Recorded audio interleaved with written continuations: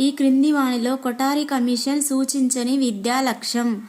పౌరసత్వ శిక్షణ. జాతీయ విద్యా కమిషన్ సూచించని విద్యా లక్ష్యాన్ని గుర్తించండి. మూర్తిమత్వ అభివృద్ధి. 10+2+3 విద్యా స్వరూపాన్ని సూచించిన విద్యా కమిషన్ జాతీయ విద్యా కమిషన్. కొఠారి కమిషన్ ఈ పాఠశాలకు అత్యంత ప్రాముఖ్యత ఇచ్చింది. సామాన్య పాఠశాల. కొఠారి కమిషన్ ఈ క్రింది అంశం కోసం త్రిభాషా సూత్రాన్ని ప్రతిపాదించింది. జాతీయ సమైక్యత. ఈ క్రింది వానిలో కొఠారి కమిషన్ సూచించని విద్యా సిఫారసును గుర్తించండి.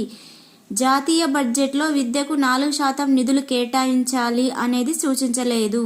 సూచించినవి ఏంటంటే వ్యవసాయ విద్యకు ప్రాధాన్యత ఇవ్వాలి, అన్ని దశల్లోనూ మాతృభాషలోని బోధించాలి, విద్యను పెట్టుబడిగా గుర్తించాలి. కొఠారి కమిషన్ అనుసరించి ఆంగ్ల భాషను ఏ తరగతిలో బోధించాలి? 8వ తరగతి.